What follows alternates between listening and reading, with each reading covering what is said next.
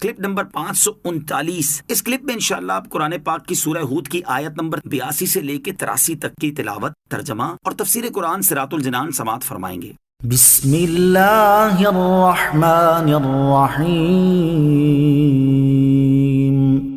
ترجمہ، اللہ کے نام سے شروع جو نہایت مہربان رحمت والا ہے۔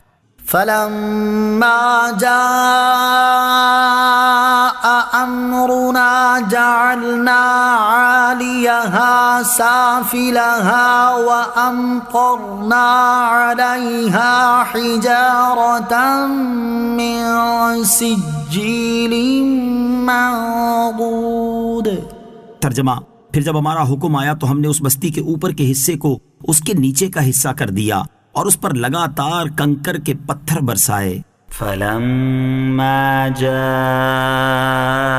امرنا، پھر جب ہمارا حکم آیا، جب حضرت لوط علیہ السلام اپنے اہل و عیال کے ساتھ اپنی بستی سے نکلے تو انہیں حکم دیا کہ پیچھے مڑ کر کوئی نہ دیکھے۔ سب نے اس بات پر عمل کیا، لیکن آپ علیہ السلام کی بیوی نے جب سنا کہ اس کی قوم پر عذاب نازل ہونے والا ہے تو اس نے پیچھے مڑ کر چیخ کر کہا، ہائے میری قوم، تو اسے بھی ایک پتھر لگا اور وہ بھی اپنی قوم کے ساتھ ہلاک ہو گئی۔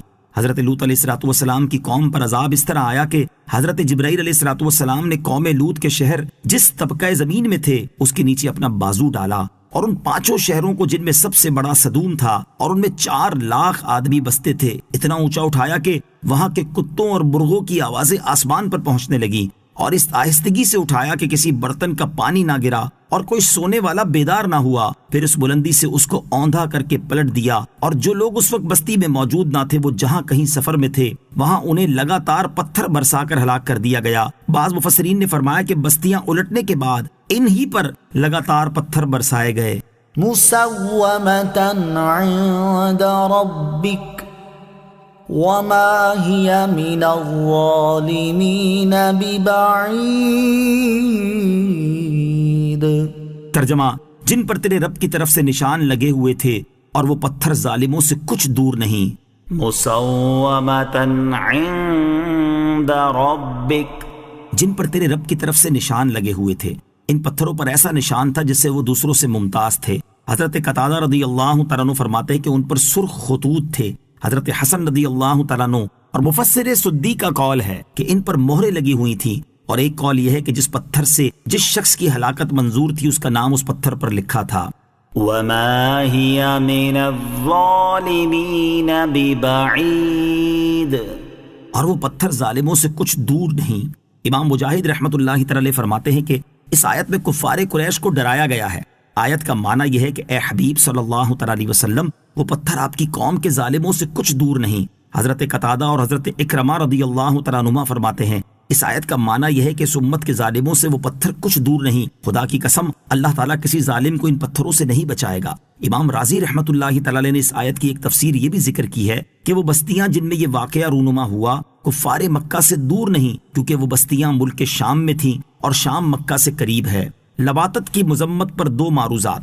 اس رکوع میں چونکہ بدفعلی یعنی لواطت کا بیان ہوا ہے، لہٰذا یہاں اس کی مذمت پر کچھ معروضات پیش کی جاتی ہیں۔ نمبر 1، بدفعلی یعنی لواطت کبیرہ گناہوں میں سے ہے جسے اللہ تعالیٰ نے حرام قرار دیا ہے۔ ایسا شخص مستحق لعنت ہے اور بروز قیامت اللہ تعالیٰ کی نظر رحمت سے محروم رہے گا۔ چنانچہ حضرت لوط علیہ السلام کا قول ذکر کرتے ہوئے اللہ تعالیٰ فرماتا ہے، اتأتون الذکران من العالمین وَتَذَرُونَ مَا خَلَقَ لَكُمْ رَبُّكُمْ مِنْ أَزْوَاجِكُمْ بَلْ أَنْتُمْ قَوْمٌ عَادُونَ۔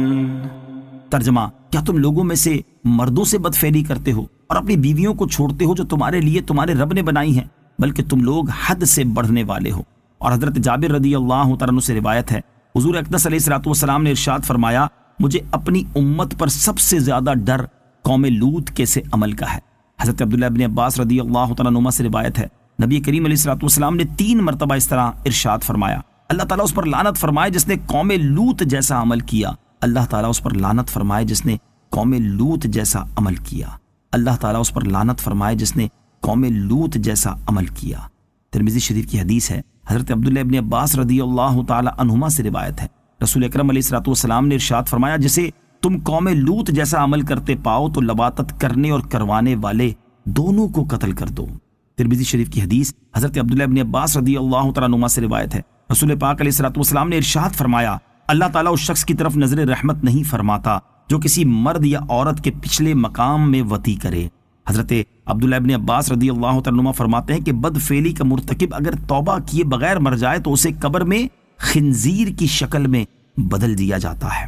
نمبر 2، شریعت مطہرہ میں لواطت یعنی بد فعلی کی سزا یہ ہے کہ اس کے اوپر دیوار گرا دی جائے یا اونچی جگہ سے اسے اوندھا کر کے گرایا جائے اور اس پر پتھر برسائے جائیں یا اسے قید میں رکھا جائے یہاں تک کہ مر جائے یا توبہ کرے، یا چند بار ایسا کیا ہو تو بادشاہ اسلام اسے قتل کر ڈالے۔ اس مسئلے کو صدر الشریعہ بدر الطریقہ علامہ مولانا مفتی محمد امجد علی اعظمی رحمۃ اللہ تعالی علیہ نے تفصیل سے اس طرح ذکر فرمایا، اغلام یعنی پیچھے کے مقام میں وطی کی تو اس کی سزا یہ ہے کہ اس کے اوپر دیوار گرا دیں یا اونچی جگہ سے اسے اوندھا کر کے گرائیں اور اس پر پتھر برسائیں یا اسے قید میں رکھیں یہاں تک کہ مر جائے یا توبہ کرے، یا چند بار ایسا کیا ہو تو بادشاہ اسلام اسے قتل کر ڈالے۔